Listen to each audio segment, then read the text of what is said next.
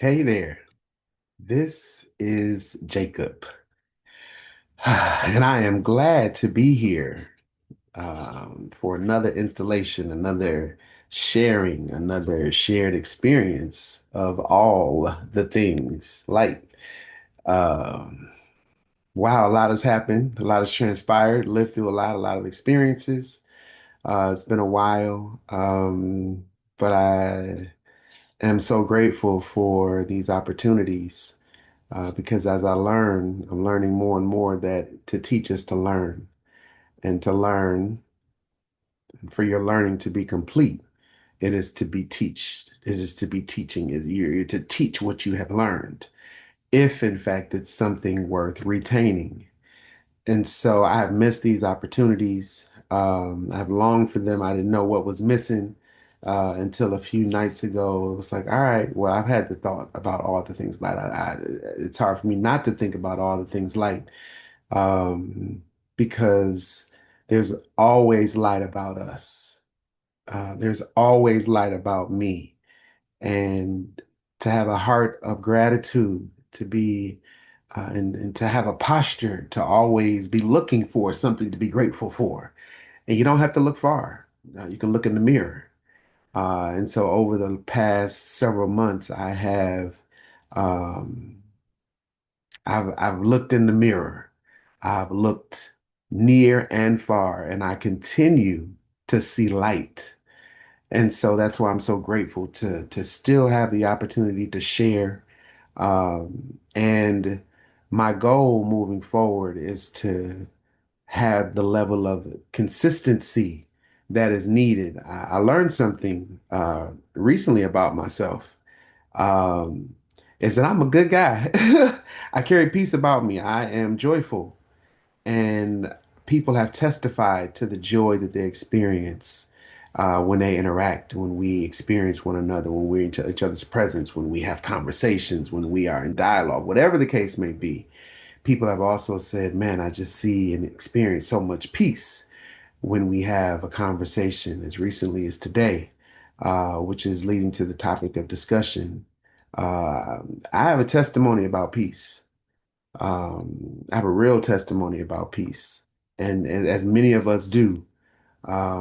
But my mother transitioned back in October, and as a result, um, all of my gifts have been stirred, and I'm a gifted brother. I am. I'm a gifted child of the Most High God, um, and I'm so grateful for that. But in the transition, I'm so grateful that I was there because I live in Illinois. My mother lived in Michigan and a 3.5 to 4 hour drive away. Um, Before I talk about the experience of that night and moving forward, I just have to say that I'm so grateful that whenever there was a call from Michigan for me to have to be there, I was there. And I never ignored my innermost being that says go. And whether it was for these moments or even 15 years ago when my grandparents transitioned, my innermost being, the spirit of the Most High, guess he said, go, it's time to go. And I didn't know quite what that meant. But being there in 2010, having left my job, having given away every piece of furniture that I had, Spirit said it's time to go home. And going back to Michigan then, and since then and moving forward, it's always been my honor to serve the elders in my family. It has never been a chore. And I've expressed myself in this way to my mother while she was here to say, "Ma, this is not a chore for me." I so the experience of that night of October 29th, um, driving from Illinois to Michigan, not knowing what was going to transpire, not knowing how far and how sick the doctor said that my mother was in her body, not knowing any of that.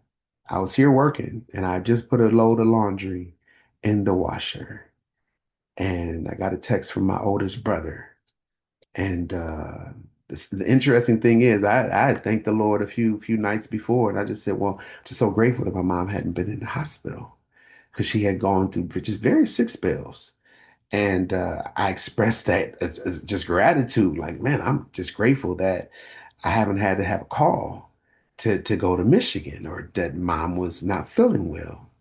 And so for me to get this text just a few days later, I looked at that text, I said, and I was on a work call.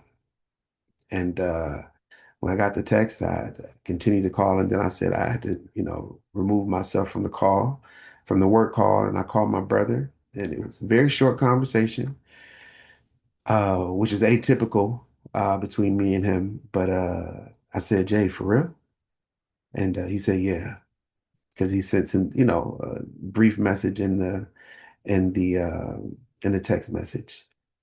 And I got off that phone with him and still continued to try to work and thought I was going to get through the day. But in my innermost being, I thought about it. My mother, over the last several times, she has had to stay in the hospital. And based on what I read in the email or in this text, my mom was going to have to stay overnight. And so I was thinking about the laundry, thinking about work, thinking about that drive. And I'm like, my spirit said, but mom is never, she hasn't had to stay in the hospital by herself overnight. So you're going. And so what I did was I took those wet clothes out of the washer, put those wet clothes in a couple trash bags, put them in my car, put a couple things in there, and I made haste to get there. And it was a beautiful ride over. When I say all the things like I mean it. And the reason why I share is because it's needed. It's for me, yes, because again, as you teach, you learn. And I gain, and I've said this before, I gain as I share. I've said this to students before when I was in the classroom teaching. I said, there's far more that I can learn from you all than you all will ever learn from me. And I will go on to say, number one is because there's more, y'all. And I have a desire to learn from each one of y'all. And so, as much as there's only one of me, y'all gonna learn what y'all gonna learn from me, but I'm learning from you all. And so, I learn as I share, and I'm so grateful for these opportunities.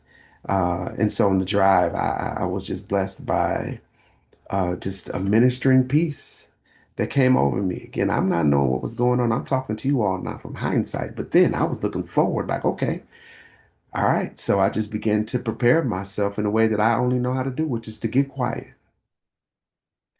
I'm teaching to get quiet.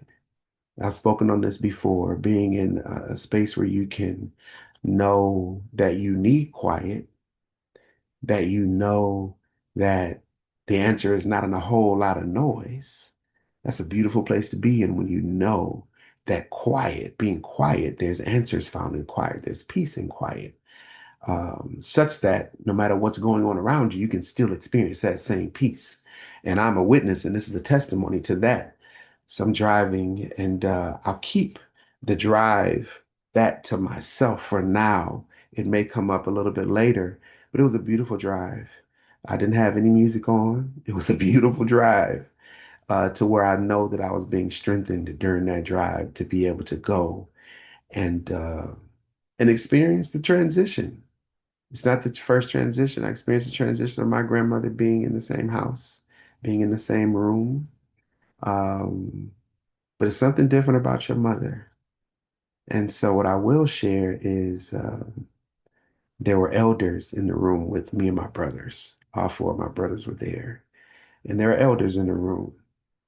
And as things transpired, I looked at them and I'm listening and I'm speaking at the same time as I'm listening because you have to say things out loud to minister sometimes to yourself in a way that can't nobody else impact you as deeply as you can for yourself.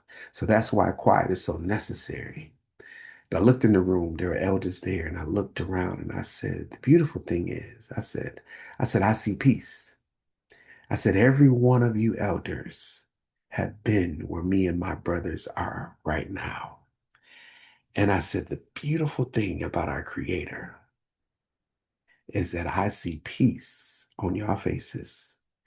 And I said, so that is what I'm going to carry forward. And I mean, peace. I've learned that a peace can insulate you in a way that you never even thought that it would be needed in that moment. But I am a witness that the light, that love, that the Most High God shows up in a way that it's unspeakable. And so that's why we do have to share. And that's why we have to have conversations and not close ourselves off from people. Because I could do that very, very easily, ball up in a corner. But that's not what my mother would do. My mother would keep sharing. She would keep smiling. I told y'all, I don't know if I've said this before, but I had my mama's smile, my granddad's gap, and my mama's gap. But I got my mama's smile. And I will share this part after, and I had to drive back to Illinois after that transpired in order to make preparations for the celebration that my brothers and I had for my mother. It was a beautiful celebration. But on the way back, of course, I'm very emotional, but I'm grateful as well. And so on the way back, as a matter of fact, before I get there, I'll say this. It's all right to pray for yourself. It's all right to speak to yourself.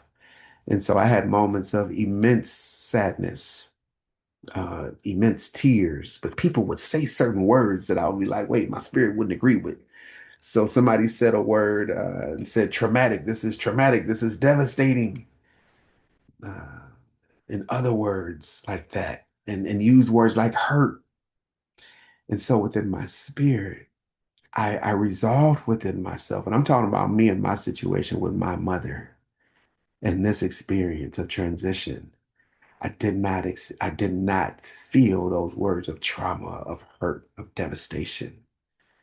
I felt words of peace, of strength. And so hearing those words, I began to pray for myself, and I'm seeing the way that I'm reacting in terms of these tears, in terms of these moments of just not able to really just utter not disbelief because I was there, but realizing that I couldn't pick up the phone and just call mom, right? And so I prayed for myself. I was getting in the shower at my brother's house. This is before I had to come back here to Illinois.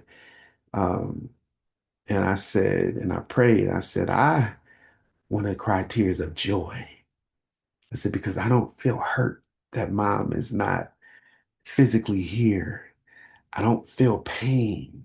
Still don't, haven't felt any pain except for those initial moments where I, I felt that physically it was like hard, just painful to cry. And I didn't like that. I was like, well, Lord, this ain't, because I know what the word says that we don't sorrow as the earth sorrows during these sorts of transitions. And we don't sorrow as if we don't have any hope. Because my hope is that everlasting life is just that. This corpse is a corpse. We are not this physical body. And, and as I'm speaking and giving an outline of things to come on this All the Things Light podcast. But with that said, um, I prayed that prayer. I said, I want to cry tears of joy. I don't want to cry. I don't have tears of sorrow. I don't have tears of pain because of a traumatic experience. That's my mother. That maybe she prayed to transition. We don't know what the conversation was between her and the creator. And so I respect my mother and I respect love enough to know that it will show up in moments that, again, you can't even expect, you can't even anticipate, but love and peace and joy is real. And how do I ask me how I know? I can point to this situation and others. And so on the drive back, as I was saying, back to Illinois, of course, I'm because I had prayed that prayer. Now I feel my help is here. Now I have a crutch, if you will. Now I got something holding me up, and so my spirit was stirred up in me, and it came to me that if you want to hear from your mother, just open your mouth, because I have my mother's laugh, at the tone of voice, I have hers.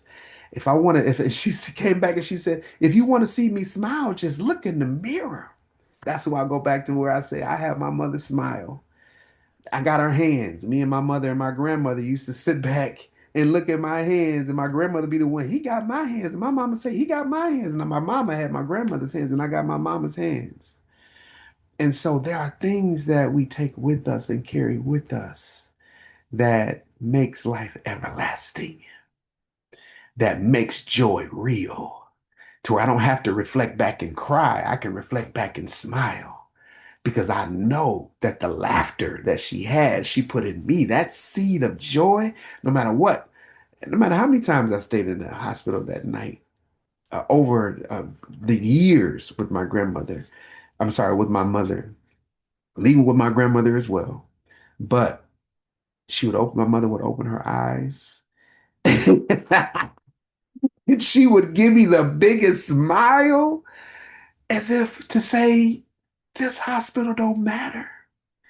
The fact that I've been in this bed for 2, 3 days and they keep sticking me and poking me and all and prod me, waking me up at the middle of the night to check my blood pressure. She would give. Again, this is an everlasting life. And as we entreat one another, we get to experience those joys moving forward. And so I'm so grateful for the beckoning and for listening and to hearing, such that I was obedient to what I heard. I was obedient to my innermost being that says, go. And I went wet clothes and all. I ended up drying my wet clothes in my brother's dryer. So none of that mattered except for the fact that I was there. And we'll continue to talk more. I'm so grateful. Again, the gifts have been stirred. There's been some music that I've been working on, some writing. And so, so happy to continue to share. And I'll share more about the various platforms. I'm building a website as well. But I'm excited and so grateful that I could share even in this testimony to catapult and move us on to more opportunities to share with one another. Thank you so much for listening.